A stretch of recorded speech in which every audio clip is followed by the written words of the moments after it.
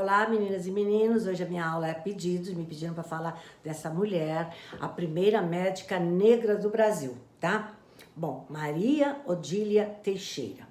Essa Maria Odília nasceu em 1884 em São Félix, na Bahia, mais ou menos a 110 quilômetros de Salvador, a capital. Na época, São Félix era um dos principais entrepostos comerciais do recôncavo baiano. Quem nunca ouviu falar no recôncavo baiano? Era uma região metropolitana de Salvador e outras cidades circundantes à Baía de Todos os Santos. A região é rica em petróleo e na agricultura, cana-de-açúcar, mandioca, fumo e algumas frutas tropicais. Bom, atribui-se o nome recôncavo em referência à concavidade, à reentrância do local. Mas voltando a Maria Odília, como já citei, foi a primeira médica negra no Brasil e também foi a primeira professora negra na Faculdade de Medicina da Bahia, faculdade onde ela se formou. Ela depois foi chamada para lecionar lá, vocês vão ver. Bom, o pai de Maria Odília era branco e era médico, José Pereira Teixeira. E sua mãe era uma negra, tinha sido escrava, que depois foi alforriada, chamava Josefina. Quando Maria Odília tinha 13 anos, foi estudar num ginásio em Salvador, espaço das elites de homens brancos da capital. Imagina como ela deve ter sentido bullying, né? Como a gente fala hoje. Lá se graduou em Ciências e Letras, formação que na época era para seguir o magistério. Mas, em 1904, ela ingressou na Faculdade de Medicina da Bahia, formando-se em dezembro de 1909, ano em que as mulheres nem tinham direito de votar. Ela se formou, tá? E depois, ela se formou depois de 32 anos, que o primeiro homem negro também se formou médico. O primeiro homem negro formado em médico no Brasil foi em 1877. Chamava Alfredo Casimiro da Rocha. E a primeira médica mulher foi a Maria Odília, que se formou em 1909. Então, entre o primeiro homem negro e a primeira mulher, vão 32 anos. Bom, Alfredo, esse primeiro médico homem que se formou 32 anos antes da Maria Odília, esse Alfredo Casimiro da Rocha, ele nasceu em Salvador em 1856 e se formou em medicina aos 22 anos, tá? Também na mesma faculdade da Maria Odília. Em 1878, um ano depois que ele se formou, ele encontrou muitas dificuldades devido ao racismo da elite baiana. E então mudou-se para São Paulo. Primeiro ficou em Avaré um pouco de tempo, depois foi para Cunha, onde alternava suas consultas com atendimento gratuito para pessoas pobres da cidade. Curiosidade, essa cidade onde ele se fixou, o Alfredo Casimiro, é o maior produtor de pinhão do estado de São Paulo. Só uma curiosidade. Bom, eu vou falar agora das teses de doutoramento dos dois, que foram muito importantes para a medicina brasileira. Olha só, a tese de doutoramento de Alfredo, primeiro homem negro formado em medicina no Brasil, é do diagnóstico e tratamento do beriberi. O que é beriberi? É uma doença nutricional, né? Onde falta a vitamina B1. Afeta a respiração, o movimento dos olhos, função cardíaca e a atenção. Então, ele fez essa tese dizendo que o beriberi era uma doença onde havia falta nutricional da vitamina B1. Por curiosidade, eu vou falar alguns alimentos que têm vitamina B1. Vitamina B1 também é chamada de tiamina, tá? Pão integral, presunto, arroz e macarrão integrais, noz, carne de porco, peixe, legumes, linhaça, gema de ovo, beterraba, laranja, limão, maçã, queijo, tomate, etc, etc. Então, vamos comer alimentos com vitamina B1. Bom, voltando a Maria Odília. Na turma de Maria Odília, era a única mulher, já falei, e tinha 47 homens. Na turma de Maria Odília, era a única mulher, negra nem se fala, com 47 homens. E ela foi a 7ª mulher graduada em medicina nessa faculdade. 7ª mulher, mas a primeira negra, tá? Na faculdade, você vê, a turma dela tinha 47 homens e só ela de mulher. Bom, sua tese, a tese de Maria Odília, a tese de doutoramento, cirrose alcoólica, curabilidade e tratamento. Esse era o título da sua tese. Quando o álcool, na sua tese ela dizia, quando o álcool é metabolizado no fígado, ele produz substâncias altamente tóxicas, inflamando o fígado num quadro conhecido como hepatite alcoólica, podendo até surgir fibroses ou cicatrizes no órgão, tá? Bom, mas voltando a Maria Odília. Após formar-se, Maria Odília voltou para Cachoeira, município baiano, a 120 quilômetros de Salvador, onde começou a atuar.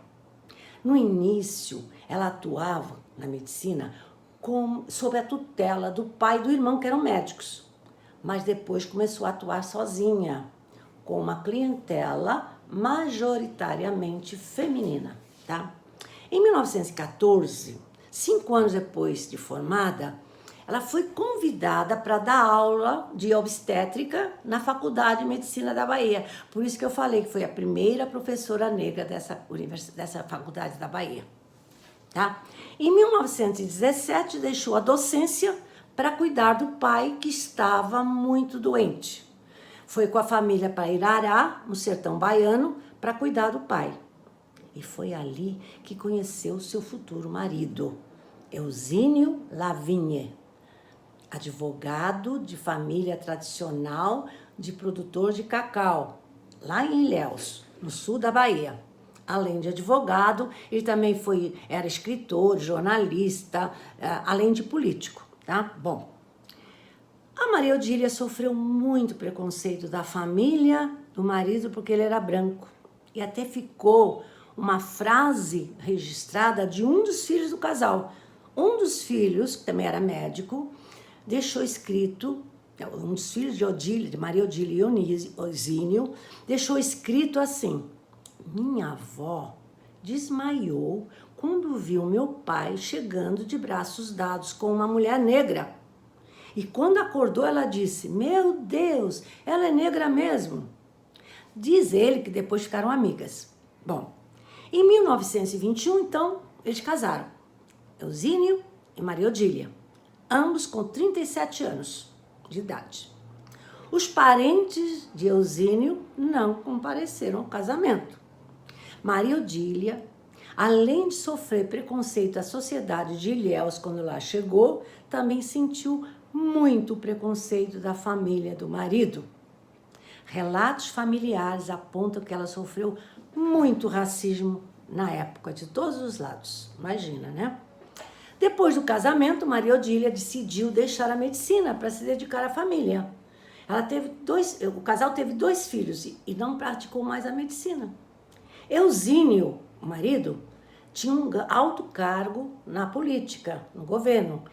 Era intendente, quer dizer, administrador, mas ele ficou assim, nesse alto cargo, até 1937, quando foi deposto pelo governo Vargas, porque ele criticou o golpe dado por ele.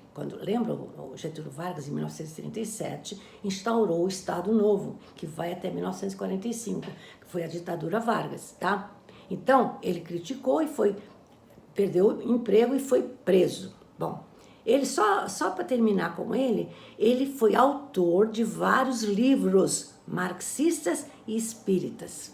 Ele era muito, defendia muito o espiritismo também. Bom, ele morreu em 1973, 3 anos depois de Maria Odília.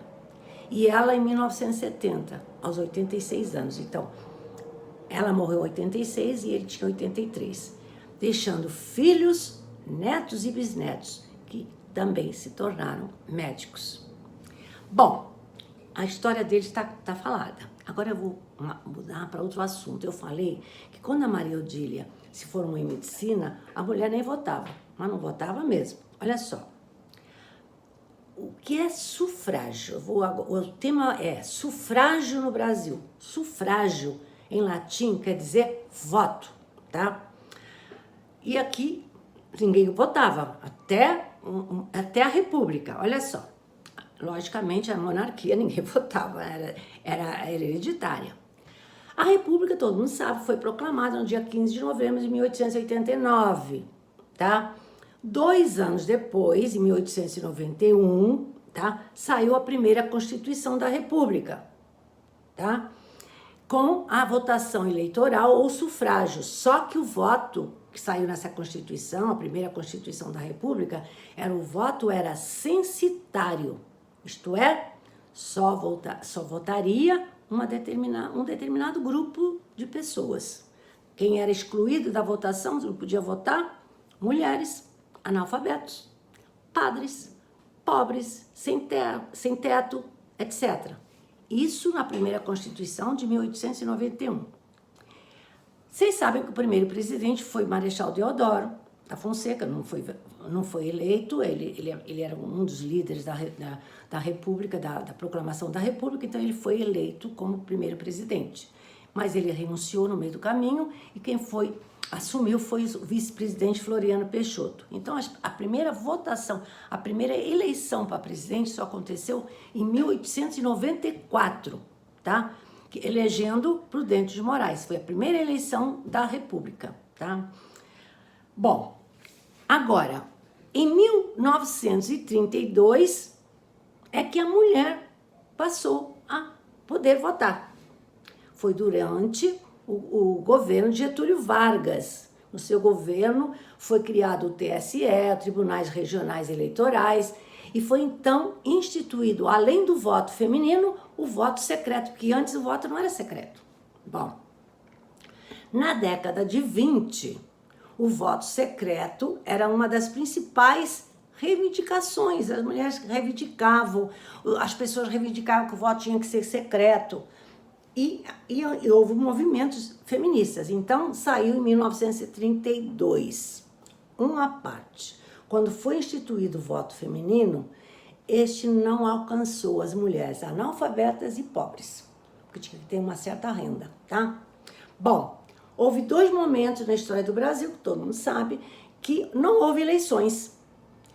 De 1937 a 45, durante o Estado Novo, quando foi outorgada a nova Constituição, o Congresso foi fechado e os partidos foram extintos. Estado Novo, de 37 a 45, governo de Getúlio Vargas. E também em outro momento, de 1964 a 1985, o período da ditadura militar. As eleições diretas só voltaram a partir de 1985, após o movimento Direta Já. E vou ficar por aqui. Tchau!